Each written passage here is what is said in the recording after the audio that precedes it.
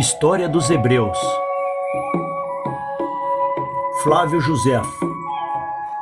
Parte 56. Livro 20, capítulo 3. Tibério Alexandre sucede a Fado no cargo de governador da Judéia, e Cumano a Alexandre. Morte de Herodes, rei da Cálcida. Seus filhos. O imperador Cláudio entrega seus domínios a Agripa. 839.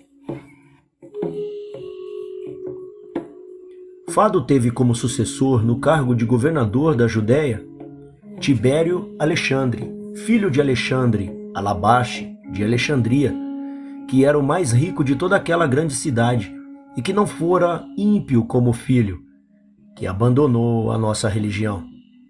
Foi no seu tempo que sobreveio a Jerusalém aquela grande carestia, na qual a rainha Helena mostrou a sua caridade. Alexandre mandou crucificar Tiago e Simão, filho de Judas, da Galiléia. Judas foi quem, na época em que Cirênio fazia o recenseamento dos judeus, incitou o povo a se revoltar contra os romanos. 840. Herodes, rei da Cálcida, tirou o sumo sacerdócio de José, filho de Camidas, e deu-a a Ananias, filho de Nebedeu. Cumano sucedeu a Tibério Alexandre no cargo, e ao mesmo tempo Herodes, rei da Cálcida, irmão do rei Agripa o Grande, de que acabamos de falar, morreu no 8º ano do reinado do imperador Cláudio. Ele deixou de sua primeira mulher um filho chamado Aristóbulo, e de Berenice, sua outra mulher, filha do rei Agripa, seu irmão, 2 outros filhos, cujos nomes eram Berenício e Hircano. O imperador Cláudio entregou o principado a Herodes, de Herodes a Agripa. Durante a administração de Cumano, houve uma grande revolta em Jerusalém, que custou a vida de vários judeus. Mas primeiro vou descrever as circunstâncias que levaram a ela. Capítulo 4. Horrível insolência de um soldado das tropas romanas causa em Jerusalém a morte de 20.000 judeus. Insolência de outro soldado. 841. Aproximava-se a festa da Páscoa, na qual os judeus só comem pão sem fermento, e uma grande multidão de povo acorria de todos os lados. Cumano, para impedir que houvesse alguma desordem, colocou uma companhia de soldados para montar guarda à porta do templo, como sempre fizeram os seus predecessores em semelhantes ocasiões. No 4º dia da festa, porém, um soldado teve a insolência de pôr a descoberto, diante de todos, o que o pudor e a educação obrigam a esconder. Tão horrível desfaçatez irritou de tal modo o povo que todos começaram a clamar que não era somente os judeus que ele injuriava, mas o próprio Deus. E os mais exaltados começaram a ofender Cumano, dizendo que fora ele quem mandara o soldado cometer tamanha impiedade. Cumano ficou muito ofendido com essas palavras. Todavia, não deixou de exortar o povo a conter a sua exaltação. No entanto, percebendo que eles, em vez de obedecer, ainda lhe diziam mais injúrias, ordenou a todas as tropas que se dirigissem com armas à fortaleza Antônia, que, como já dissemos, ficava à sobranceira do templo. O povo, então, espantado por ver aproximar-se um tão grande número de soldados, pôs-se em fuga.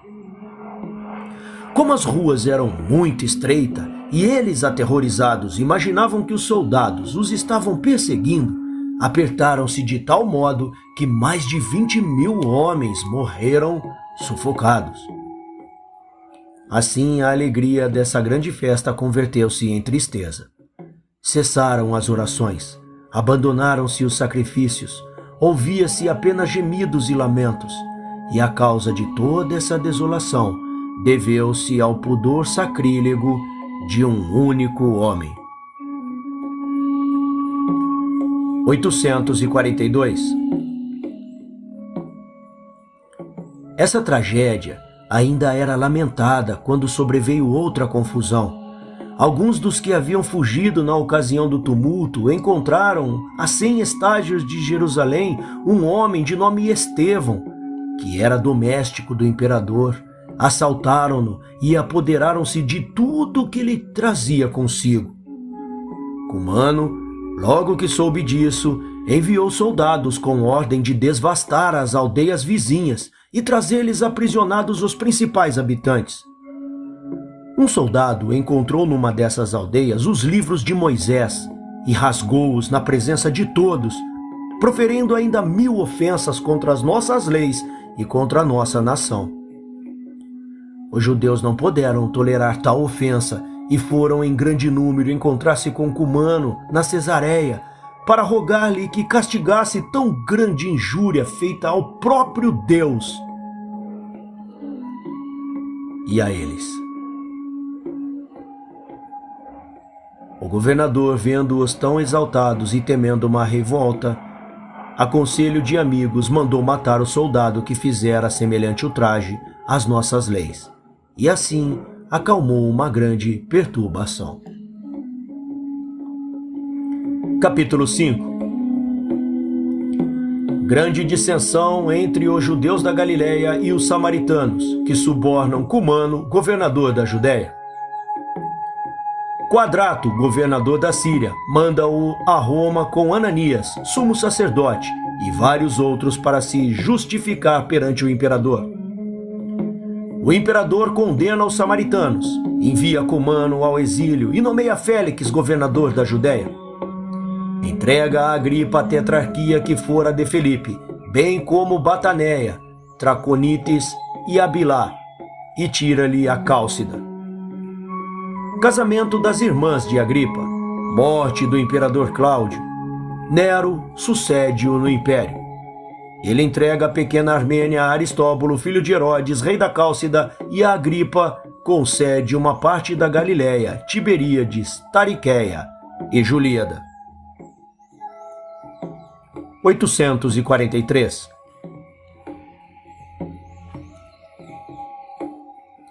Aconteceu neste mesmo tempo uma grande divergência entre os samaritanos e os judeus, pelo fato que vou narrar. Os judeus, que nos dias de festa solene tinham vindo da Galileia a Jerusalém, como costumavam passar pelas terras de Samaria. Alguns deles tiveram uma desavença com os habitantes de Nais, aldeia situada no grande campo e que estava sujeita aos samaritanos, e vários judeus foram mortos. Os principais da Galileia foram queixar-se a Cumano, pedindo-lhe justiça.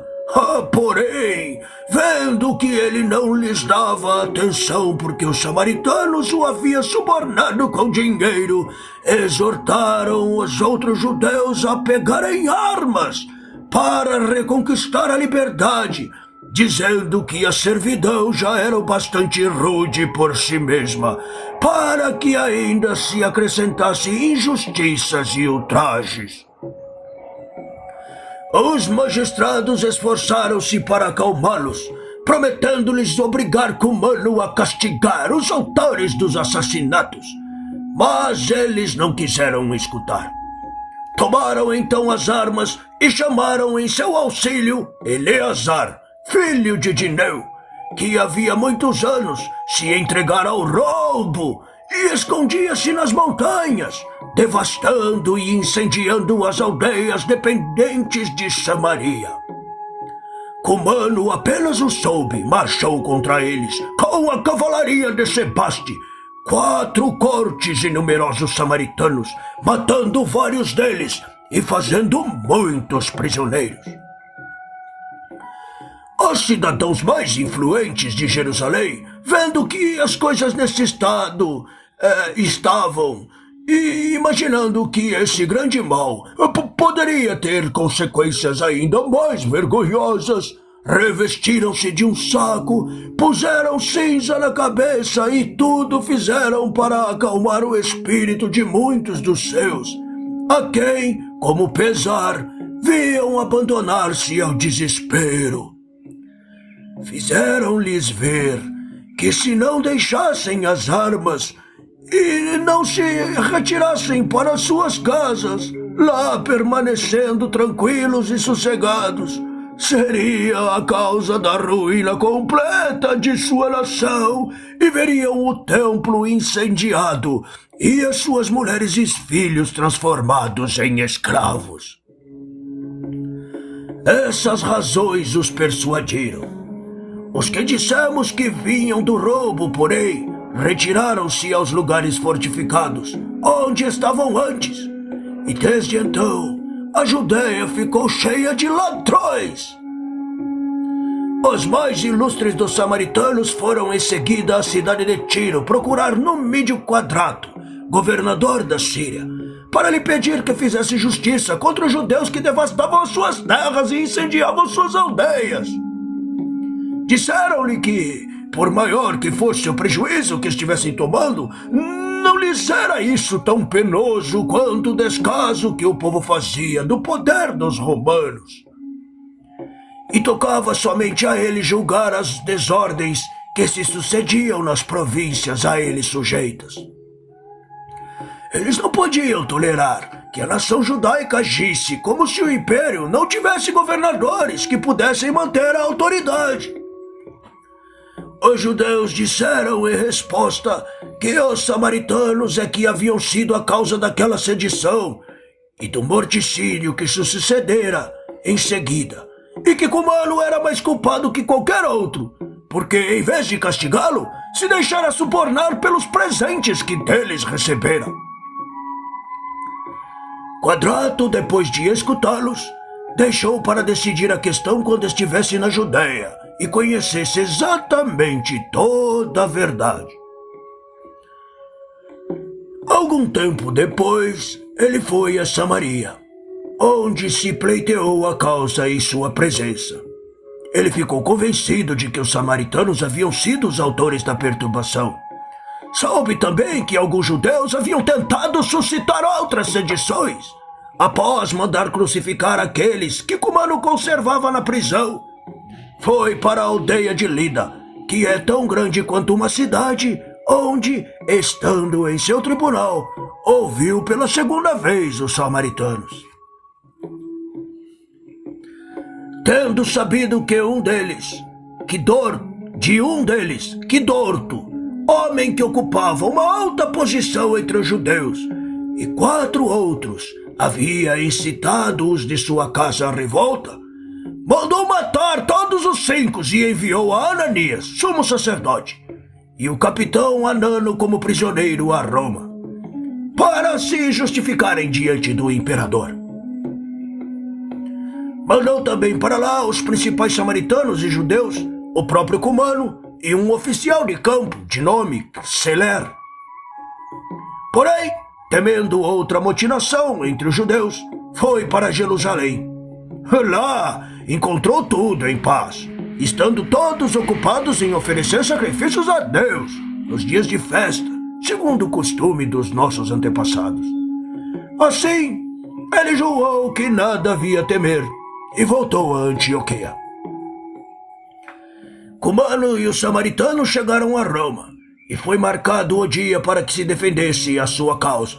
Eles conquistaram com dinheiro favor dos libertos e dos amigos do imperador, e teriam por esse meio feito condenar os judeus, se Agripa, que então estava em Roma, não tivesse conseguido que a imperatriz Agripina rogasse ao imperador seu marido que se inteirasse do assunto e mandasse castigar todos os culpados daquela sedição.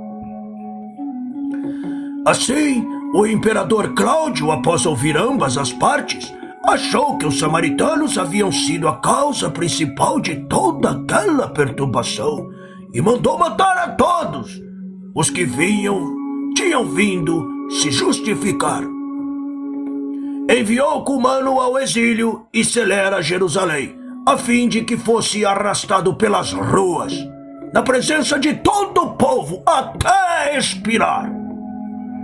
Por fim nomeou Cláudio Félix, irmão de Palas, governador da Judéia. 844.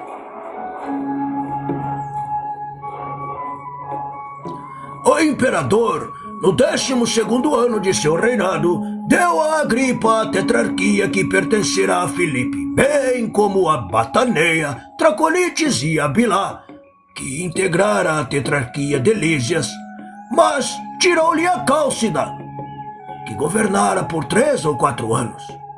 Agripa, depois desses favores recebidos de Cláudio, casou sua irmã Drusila com Aziza, rei de Emesa, que se fizera judeu, pois antes ela fora prometida a Epifânio, filho do rei Antíoco, ante a palavra de que ele abraçaria nossa religião. Como ele não a cumpriu, deu-se então motivo para o rompimento do contrato. Quanto a Mariana, uma outra de suas irmãs, desposou Arquelau, filho de Chelcias, ao qual havia sido prometida pelo rei Agripa, o Grande, seu pai, e desse casamento nasceu uma filha, de nome Berenice. Pouco tempo depois, Drusila abandonou o rei Aziza, seu marido, o que se deu por este motivo. Sendo ela a mais bela mulher de seu tempo, Félix, governador da Judéia, de quem acabamos de falar, apenas a viu e concebeu por ela uma violenta paixão, chegando a propor-lhe por meio de um judeu de nome Simão, Cíprio de nascimento, muito seu amigo e perito em magia, que abandonasse o marido para desposá-lo, prometendo torná-la a mulher mais feliz do mundo. Ela, agindo com imprudência e também para se livrar do tormento que Berenice, sua irmã, lhe causava por causa da inveja de sua beleza, consentiu na proposta e não teve receio de abandonar por esse motivo a sua religião. De Félix, ela teve um filho chamado Agripa, que morreu ainda jovem, com sua mulher, na erupção do Vesúvio, sob o reinado de Tito, como diremos a seu tempo. Berenice, a mais velha das 3 irmãs de Agripa, ficou algum tempo viúva após a morte de Herodes, que era ao mesmo tempo seu marido e seu tio.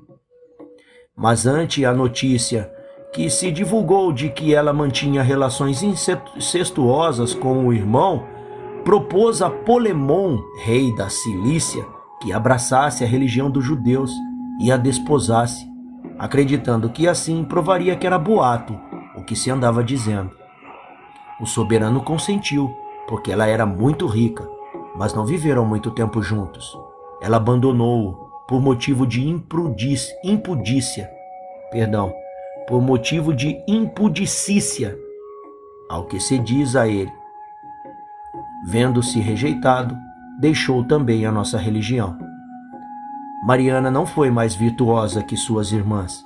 Abandonou Arquelau, seu marido, para desposar Demétrio, Alabaste, o mais ilustre e rico dentre os judeus de Alexandria. Dela ela teve um filho de nome Agripino. De todas essas pessoas falaremos mais detalhadamente. 845. O imperador Cláudio morreu após 13 anos, 8 meses e 20 dias. Alguns acreditavam que Agripina, sua mulher, o mandou envenenar. Ela era filha de Germânico, irmão de Cláudio. Em primeiras núpcias, havia desposado Domício Enorbarbo, um dos mais ilustres romanos. Havia já muito tempo que ela estava viúva, quando Cláudio a desposou e adotou o filho que ela tivera de Domício, chamado também Domício, como seu pai, a quem ele deu o nome de Nero. Antes, Cláudio havia desposado Messalina, que ele mandou matar por ciúme, e dela teve Britânico e Otávia. Otávia. Esse nome não consta no texto grego. Trata-se de uma filha chamada Otávia, como Tácito registra e a continuação há de mostrar, e não um filho de nome Otávio. Quanto à sua filha Antônia, Esse nome também não consta no texto grego. Ele chama esta outra filha de Otávia, quando na verdade ela se chamava Antônia, como Tácito o refere. que era a mais velha de todos os seus filhos e que tivera de Petina uma de suas mulheres, ele a fez casar-se com Nero. 846. Agripina, receando que o império que ela desejava assegurar seu filho para Nero fosse ter às mãos de Britânico, antes chamado Germânico, que já era um estadista, logo que o imperador seu marido morreu, enviou Nero ao acampamento dos guardas pretorianos. Ele foi levado por Burro, seu comandante, por outros importantes oficiais e pelos libertos de Cláudio, que desfrutavam grande prestígio, e lá ele foi declarado imperador. Um dos primeiros atos de Nero após ser elevado ao trono foi mandar envenenar Britânico secretamente. Alguns anos depois ele mandou matar a própria mãe, recompensando-a dessa forma por ela lhe ter dado a vida e por tê-lo feito reinar sobre a maior parte do mundo. Também mandou matar Otávia, sua mulher, filha do imperador Cláudio, e várias pessoas ilustres, acusando-as de conspiração contra ele. Não entrarei em detalhes, porque não faltam historiadores que escrevam sobre os feitos deste príncipe, sendo que alguns falaram em seu favor pelo fato de ele lhes haver concedido benefícios, e outros, sem temer, como os primeiros, ferir a verdade, denigrem a sua memória de maneira ultrajosa devido ao ódio que tinham por ele. Mas não me admiro, pois aqueles que escreveram a história dos imperadores precedentes agiram do mesmo modo, embora, vindo muito tempo depois deles, não pudessem ter motivos para amá-lo ou para odiá-los. Quanto a mim, que estou resolvido a jamais me afastar da verdade, contentar-me-ei em tocar-me somente na passagem naquilo que interessa ao meu assunto. Só trarei em particular o que diz respeito à nossa nação, sem dissimular as faltas que cometemos ou os males que nos aconteceram. Precisamos agora retomar a continuação de nossa história. 847. Aziza, rei de Emesa, morreu no primeiro ano do reinado de Nero. Seu irmão sucedeu. Nero entregou a pequena Armênia a Aristóbulo, filho de Herodes, rei da Cálcida. A Agripa concedeu uma parte da Galileia. Foi seu desejo também que Tiberíades e Tariqueia lhe fossem sujeitas, e igualmente Julíada, que está além do Jordão, e seu território, que consta de 14 aldeias. Capítulo 6. Félix, governador da Judéia, manda assassinar Eleazar, sumo sacerdote, e os seus assassinos cometem outros crimes, até mesmo no templo. Ladrões e falsos profetas castigados. Grande divergência entre os judeus e os outros habitantes de Cesareia. O rei Agripa constitui Ismael sumo sacerdote. Violência dos sumos sacerdotes. 848. Os negócios na Judéia iam de mal a pior, estavam cheias de ladrões e de magos que enganavam o povo, e não se passava um dia sem que Félix mandasse castigar alguém. Um dos mais destacados entre os ladrões era Eleazar, filho de Dineu, que era seguido por um numeroso bando de homens, semelhante a ele. Félix intimou-o a vir procurá-lo, com a promessa de não lhe fazer mal algum, mas quando ele apareceu, prendeu-o e o enviou a Roma. O governador odiava Jonatas, sumo sacerdote, porque este o repreendia pelo seu mau proceder. Então, para que nenhuma censura recaísse sobre ele, porque fora a seu pedido que o imperador lhe concedera aquele governo, resolveu desfazer-se de Jonatas, pois nada é mais insuportável aos maus que as advertências. Para realizar ao seu intento, prometeu uma grande quantia a um certo Dora, de Jerusalém, a quem Jonatas considerava um amigo íntimo. Este homem perverso, para cumprir o acordo de matar Jonatas, assalariou alguns ladrões. Eles vieram à cidade sob o pretexto de devoção, mas com punhais escondidos sob as vestes e misturados aos servidores de Jonatas, mataram-no. Esses assassinos não foram castigados por esse crime e continuaram a aparecer, do mesmo modo, nas festas que aconteceram depois. Misturando-se à multidão, matavam também aqueles que odiavam, ou aqueles que haviam determinado matar a troco de dinheiro. Não se contentavam em cometer os assassinatos na cidade, mas, protagonizando uma das mais detestáveis impiedades e um dos mais horríveis sacrilégios, matavam até no templo. Quem, portanto, há de se admirar de que Deus tenha olhado para Jerusalém com vistas de cólera? Sua casa sagrada perdera a pureza que a tornava venerável, e ele então enviou os romanos para castigar com ferro e fogo a miserável cidade e levar escravizados seus habitantes, com as suas mulheres e filhos, de modo que esse terrível castigo nos faça refletir.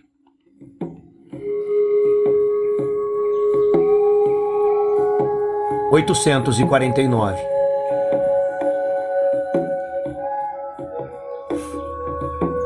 Enquanto os ladrões enchiam Jerusalém de crimes, os magos, por seu lado, enganavam o povo e o levavam ao deserto, prometendo-lhe mostrar milagres e prodígios.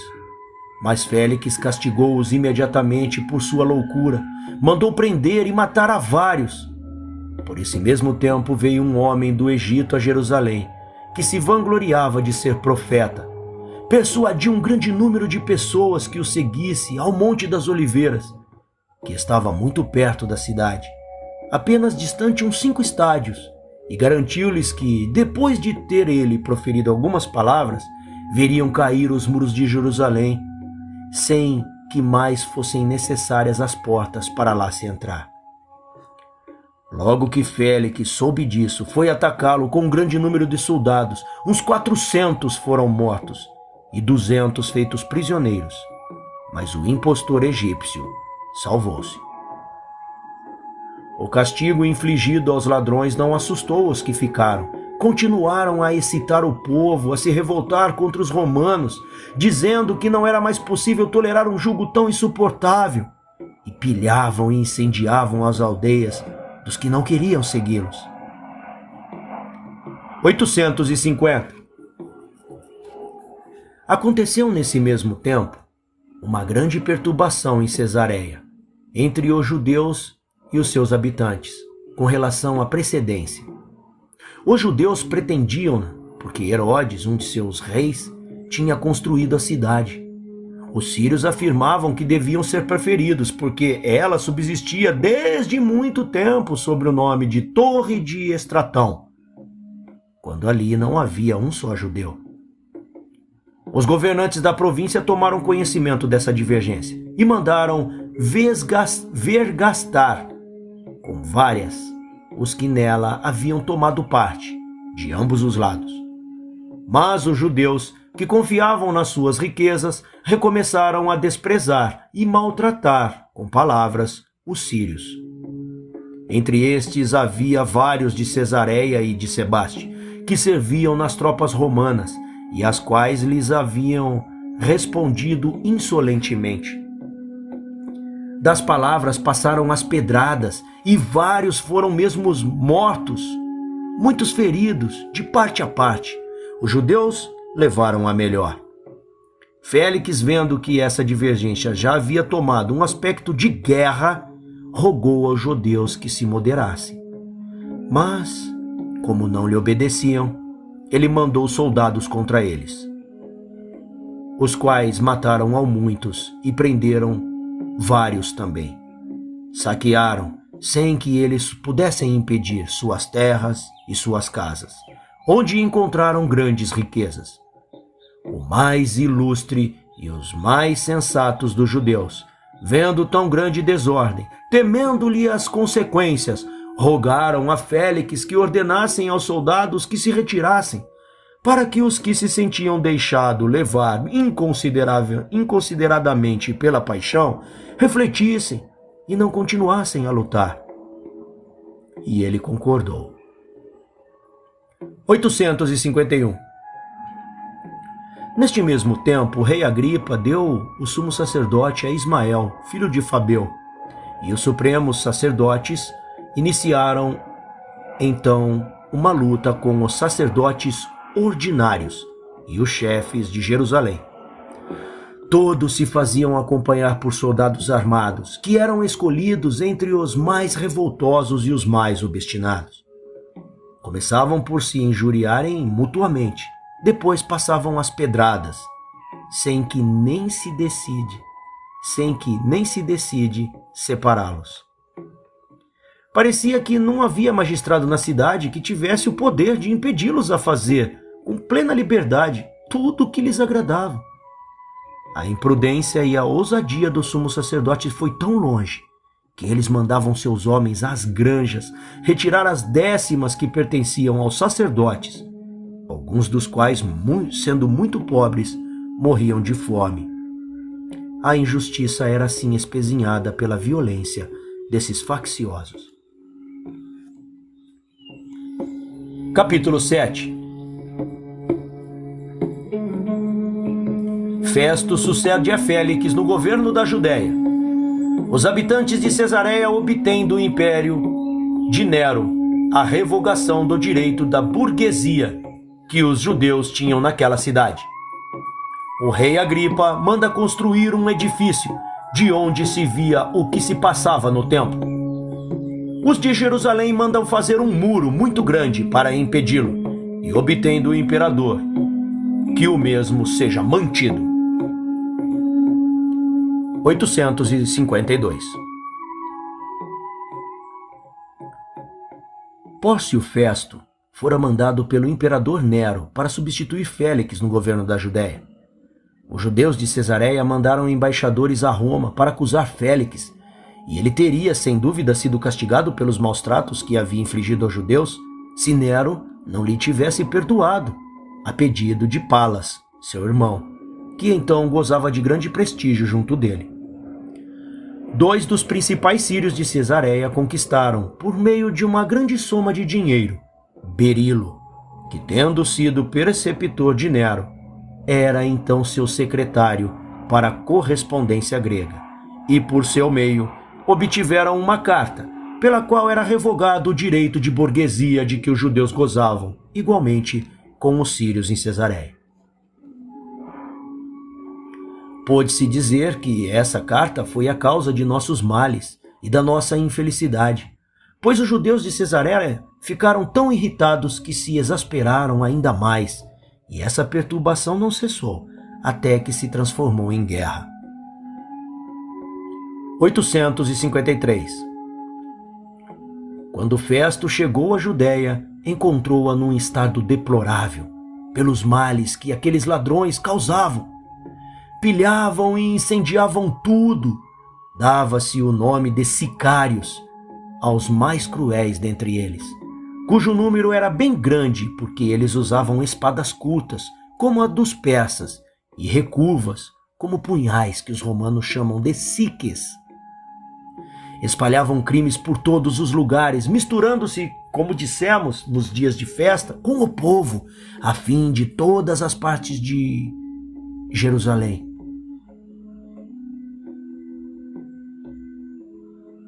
Por devoção, matavam impunemente a quem lhes parecia na frente. Atacavam mesmo as aldeias daqueles que odiavam, saqueavam-nas e incendiavam-nas. 854. Um impostor, que tinha o ofício de mago, levou grande quantidade de homens com ele para o deserto, prometendo livrá-lo de toda sorte de males. Festo mandou contra eles a cavalaria e a infantaria, que os dizimaram. 855. O rei Agripa mandou então construir um grande edifício perto do pórtico do Palácio Real de Jerusalém, que era obra dos príncipes asmoneus. Como aquele lugar era muito elevado, o panorama era belíssimo, pois de lá se descortinava toda a cidade, e Agripa podia ver do seu quarto tudo o que se fazia no interior do templo. Os chefes de Jerusalém ficaram muito descontentes com isso, porque nossas leis não permitem ver o que se passa no templo, e principalmente no momento dos sacrifícios. Para impedi-lo, eles mandaram construir, acima das muralhas que estavam na parte interior do mesmo, do lado do ocidente, um muro tão alto que nada mais se podia ver do quarto do rei. Não somente o que estava em frente, mas também nas galerias, de fora do templo, do lado do ocidente, onde os romanos montavam guarda nos dias de festa para a conservação do templo. Agripa ficou muito ofendido e Festo ainda mais. Ele ordenou-lhes que derrubassem o muro, mas os judeus rogaram-lhe que permitisse recorrer ao imperador, porque a morte lhe seria mais suave do que ver destruir-se uma parte do templo. Ele lhes permitiu. Foram então mandados a Roma 10 dos mais ilustres habitantes, com Israel, sumo sacerdote, e Cheleias, guarda do sagrado tesouro. Nero escutou-os, e a imperatriz Popeia, sua mulher, que era piedosa, empenhou-se em seu favor. Perante o marido, não somente lhes perdoou o que havia feito, mas concedeu-lhes que o muro que tinha feito construir fosse conservado. A princesa mandou regressar os 10 embaixadores e reteve como reféns somente Cheleias e Ismael. O rei Agripa deu em seguida o sumo sacerdócio a José, cognominado Cabi, filho de Semão, sumo sacerdote. Capítulo 8. Albino sucede a Festo no governo da Judéia, e o rei Agripa dá e tira diversas vezes o sumo sacerdócio. Anano, sumo sacerdote, manda matar Tiago. Agripa engrandece e embeleza a cidade de Cesareia, de Filipe, e a chama de Neroniana. Graças que ele concede aos levitas. Relação de todos os sumos sacerdotes, desde Arão. 856. Morrendo Festo, Nero deu o governo da Judéia a Albino, e o rei Agripa tirou o sumo sacerdócio de José para dá-lo a Anano. Anano, o pai, foi considerado um dos homens mais felizes do mundo, pois gozou quanto quis dessa grande dignidade e teve 5 filhos, que a possuíram também depois dele, o que jamais aconteceu a qualquer outro.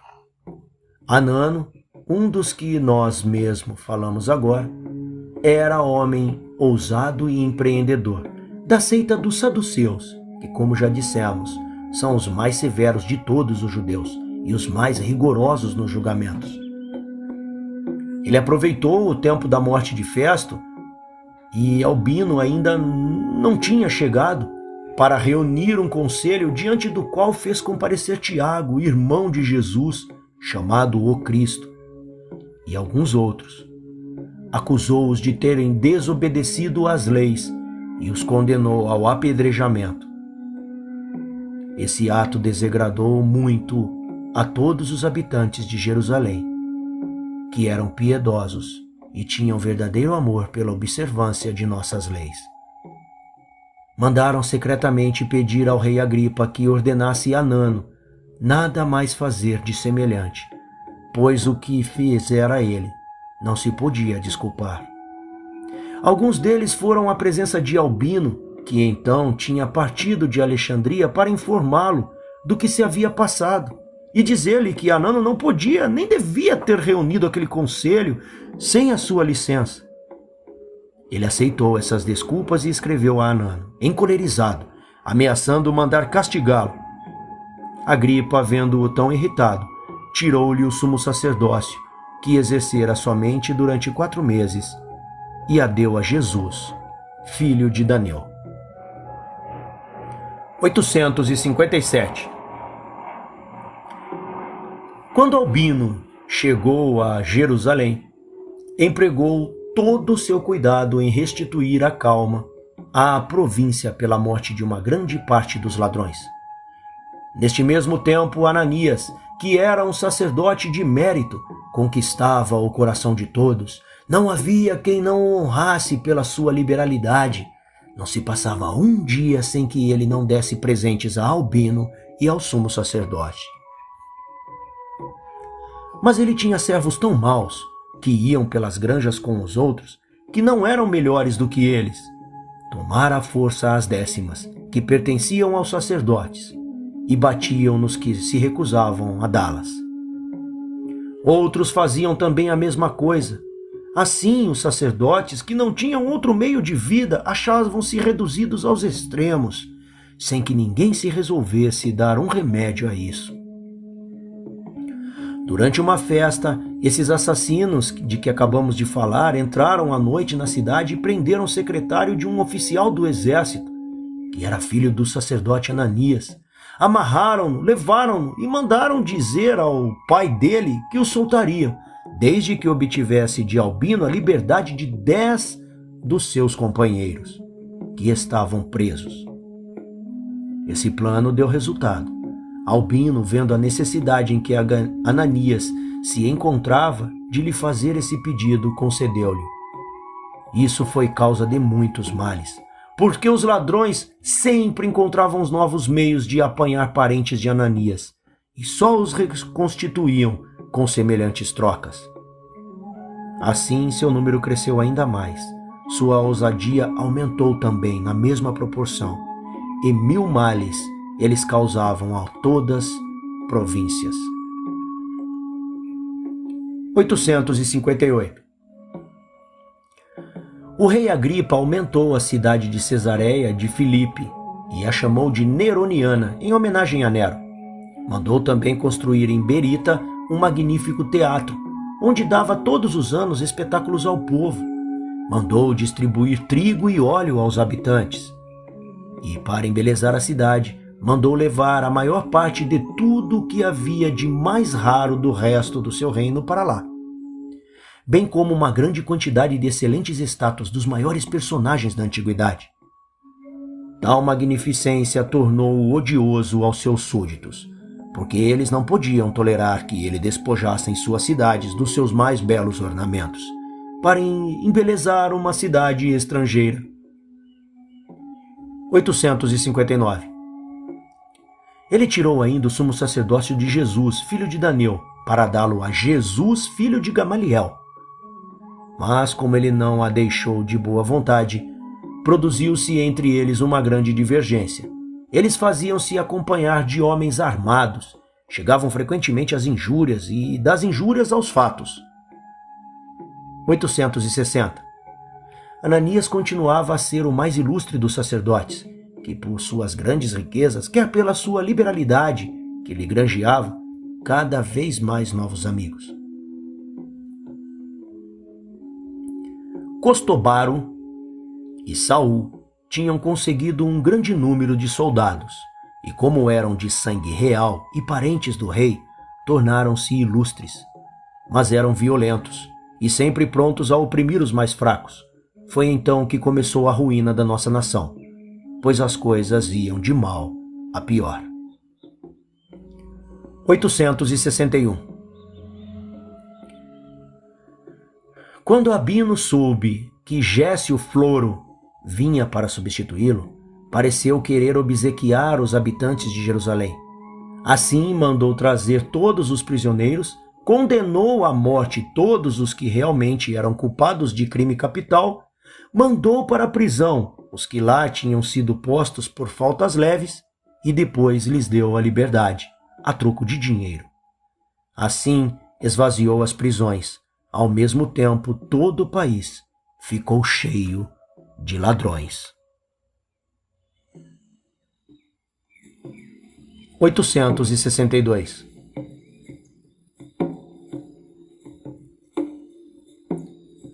Os da tribo de Levi, cuja função era cantar hinos em louvor a Deus, obtiveram do rei Agripa que determinasse em seu conselho que eles poderiam usar a estola de linho, o que só era permitido aos sacerdotes. Disseram-lhe para isso que, tendo jamais gozado daquela graça, ser-lhes-ia glorioso conceder-lhe.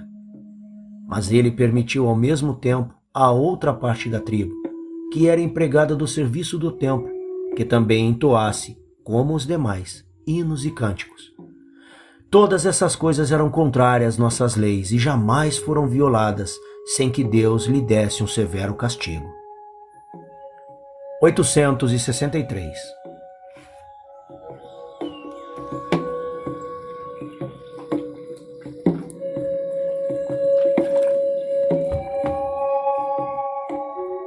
As obras do templo, então, estavam terminadas. Assim, 18.000 operários que ali eram empregados e pagos pontualmente ficaram sem trabalho. Os habitantes de Jerusalém quiseram dar-lhes uma ocupação e um meio de vida. Como eles nada desejavam conservar de todo o sagrado tesouro do templo, para que os romanos dele não se apoderassem, propuseram ao rei Agripa reconstruir a galeria que está do lado do ocidente. Essa galeria estava fora do templo, num profundo vale, tão profundo que seus muros tinham 400 côvados de altura e eram construídos de pedra quadrada, muito branca, de 20 côvados de comprimento e 6 de grossura, sendo ainda a obra de Salomão, que por primeiro construíra o templo. Mas Agripa, ao qual o imperador Cláudio tinha encarregado de tudo o que se referia às reparações desse edifício sagrado, considerando a magnitude da empresa, tanto pelo tempo como pela quantidade de dinheiro que seria necessário emprestar-se para empregar para isso, e que as maiores obras se destroem facilmente, não quis dar-lhe consentimento, mas permitiu-lhes, se o quisessem, mandar pavimentar sua cidade com pedras brancas. Tirou em seguida o sumo sacerdócio a Jesus, filho de Gamaliel, e o deu a Matias, filho de Teófilo, sob cujo sacerdócio a guerra dos judeus começou. 864. A este propósito, julgo conveniente aqui a série dos sumos sacerdotes, elevados a esta honra, até o fim desta, a guerra. O primeiro foi Arão, irmão de Moisés. Seus filhos sucederam-no, e essa grande dignidade sempre permaneceu na sua família, sem que nenhum outro que não de seus descendentes, nem mesmo reis, tenham sido escolhidos para exercê-lo. Houve 83, desde Arão até Fanaso, que os sediciosos elevaram a esse cargo, e 13 entre eles o tiveram desde o tempo em que Moisés elevou um tabernáculo a Deus no deserto, até que o povo entrou na Judéia, onde Salomão construiu o templo. No começo só se provia essa dignidade depois da morte daquele que a exercia, mas em seguida foram substituídos, mesmo antes de morrer. Estes 13 eram todos descendentes dos filhos de Arão e sucederam-se uns aos outros. O governo de nossa nação era então aristocrático. A autoridade depois foi posta nas mãos de um só. Por fim, passou para a pessoa dos reis. Havia 612 anos que a nossa nação tinha deixado o Egito sob o comando de Moisés, quando Salomão construiu o templo. 18 outros grandes sacerdotes sucederam a estes 13, durante 466 anos, 6 meses e 10 dias, que se passaram sobre o reinado dos reis, desde Salomão até que Nabucodonosor, rei da Babilônia, depois de ter tomado Jerusalém e incendiado o templo, levou o povo escravo para a Babilônia, e com ele Josedeque, sumo sacerdote. Depois do cativeiro de 72 anos, Ciro, rei da Pérsia, permitiu aos judeus regressar ao seu país, reconstruir o templo, sendo então Jesus, filho de Josedeque, sumo sacerdote. 15 dos seus descendentes, todos sumos sacerdotes como ele, durante 414 anos, governaram a república, até que o rei Antíoco Eupátor e Lísias, general do seu exército, tendo feito morrer Onias em Beroé, o qual era sumo sacerdote, deram esse cargo a Jacim, da família de Arão, não porém da mesma família, que o possuíra antes, e dele privaram o filho Onias, que tinha o seu mesmo nome. Esse jovem Onias foi para o Egito, onde, tendo caído nas boas graças do rei Ptolomeu e da rainha Cleópatra, sua mulher, permitiram-lhe construir em Heliópolis um templo semelhante ao de Jerusalém, do qual ele foi feito sumo sacerdote, como já dissemos. Jacim morreu no fim de 3 anos, e o sumo sacerdócio ficou vago durante 7 anos.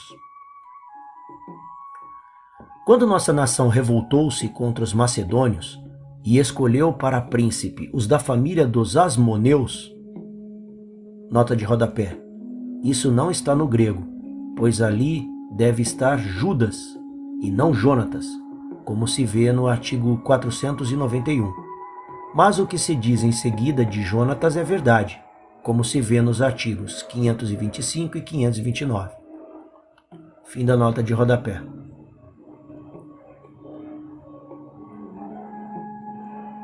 Jonatas, um deles, foi escolhido com unânime consentimento para exercer esse grande cargo. Exerceu-o por 7 anos. Trifon fê-lo morrer à traição e Simão, seu irmão, sucedeu.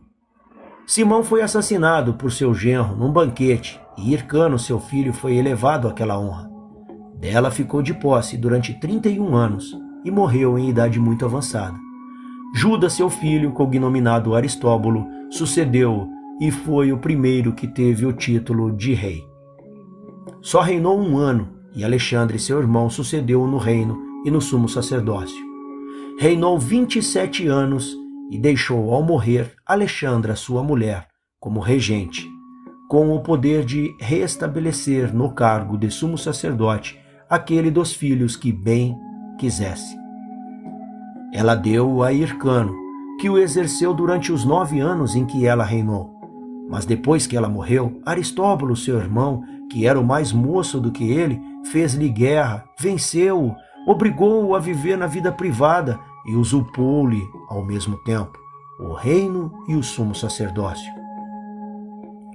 Gozou durante 3 anos de um e de outro, mas Pompeu, depois de ter tomado Jerusalém, levou o prisioneiro a Roma com seus filhos e restabeleceu Hircano no cargo de sumo sacerdote e príncipe dos judeus, sem todavia dar-lhe o título de rei. Dele gozou durante 23 anos, além dos 9 de que falamos.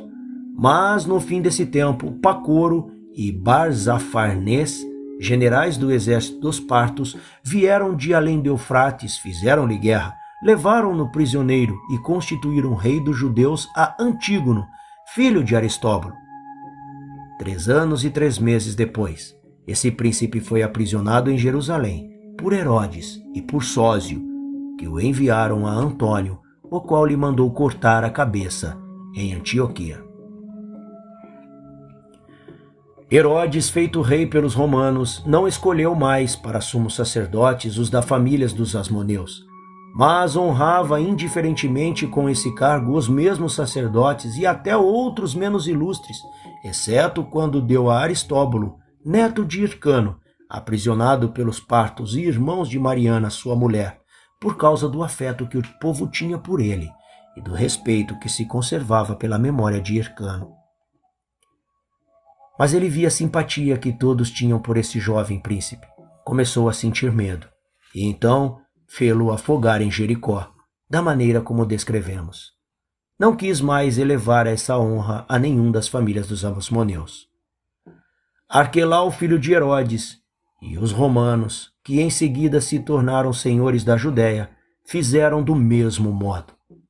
Assim, durante os 107 anos que se passaram desde o começo do reino de Herodes até o tempo em que Tito incendiou Jerusalém e o templo, houve 28 sumos sacerdotes, alguns dos quais exerceram cargo sobre o reinado de Herodes.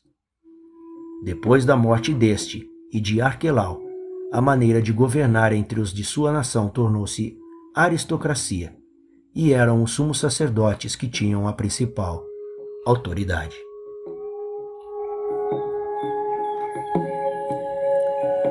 Capítulo 9.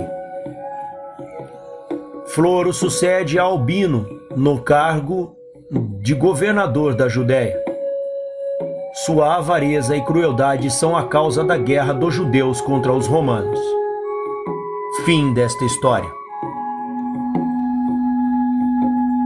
865.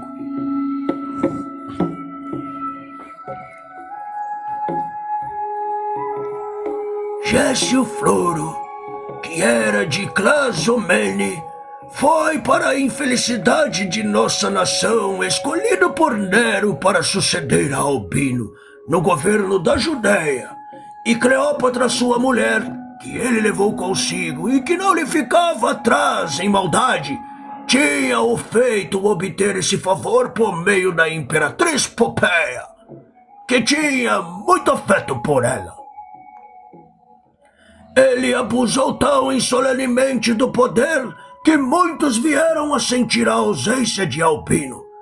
Aquele se escondia para fazer o mal. Floro fazia-o por vaidade. Parecia que só fora enviado para fazer triunfar a injustiça e cumprir de ultrajes nossa nação. Seus roubos e suas crueldades não tinham limites. Seu coração era insensível à piedade. Os grandes lucros não o faziam desprezar os pequenos. De tudo que se apoderava, partilhava mesmo dos roubos e vendia aos ladrões a impunidade de seus crimes a esse preço. Assim, os males que os judeus suportavam iam além de tudo o que se poderia imaginar. Eles eram obrigados a abandonar seu país e suas santas cerimônias e fugir para terras estrangeiras. Não havia países, por mais bárbaros que fossem, onde eles não pudessem viver mais tranquilos. Que mais eu direi? Basta afirmar que Floro nos obrigou a tomar as armas contra os romanos para perecermos todos juntamente e de uma vez, que não uns após os outros separadamente sobre um governo tão intolerável. Assim, 2 anos que esse tirânico governador havia chegado à Judéia, no 12º ano do reinado de Nero, começou essa funesta guerra. E os que tiveram a curiosidade de saber tudo o que então se passou em particular, poderão ler a história que nós dela escrevemos. 866. Terminarei aqui, portanto, a das antiguidades de nossa nação, que trata do que se passou desde a criação do mundo até o 12º ano do reinado de Nero. Podemos ver aí tudo o que aconteceu aos judeus durante tantos séculos, tanto no Egito como na Palestina e na Síria. O que eles sofreram sob os assassínios e os babilônios. De que modo foram tratados pelos persas e pelos macedônios, e por fim pelos romanos. Também relatei a série de todos os sumos sacerdotes durante 2000 anos. Todos os feitos de nossos reis e daqueles que, quando não haviam mais reis, tiveram a suprema autoridade, segundo o que encontrei escrito nos livros santos, como eu havia prometido no começo desta obra. Ouso afirmar que nenhum outro, quer judeu, quer estrangeiro, teria podido dar esta história aos gregos, escrita com tanta exatidão. Os da minha nação estão de acordo em que eu sou bem instruído no que se refere aos nossos costumes e às nossas tradições. Não tenho motivo de lastimar o tempo que empreguei em aprender a língua grega, embora não a pronuncie com perfeição, o que nos é muito difícil, porque não nos aplicamos bastante a isso. Entre nós não apreciamos muito àqueles que aprendem várias línguas. Consideramos esse estudo como profanos, pois convém tanto aos escravos como aos livres, e somente consideramos sábios os que adquirem um grande conhecimento das nossas leis e das escrituras sagradas, que eles são capazes de explicar, o que é coisa tão rara, que somente 1, 2 ou 3 conseguiram essa glória. 867. Quero esperar que não se achará mal que eu escreva brevemente alguma coisa da minha descendência e das principais ações de minha vida, enquanto há pessoas vivas que podem confirmar ou contestar a verdade. Terminarei assim essas antiguidades que convém 20 livros e 60.000 linhas. Se Deus me conservar a vida, direi abreviadas as causas da guerra e tudo o que aconteceu até este dia, que está justamente no 13º ano do reinado do imperador Domiciano e no 56º de minha idade. Prometi também escrever 4 livros das opiniões dos judeus e dos sentimentos que eles têm de Deus, de sua essência, de suas leis e das coisas que nos permitem como ou nos proíbem.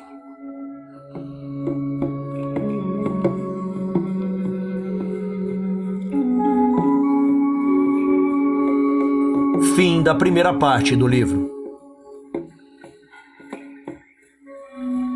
Obrigado pela presença. Que Deus vos abençoe. Deixe o like e se inscreva no canal. Shalom.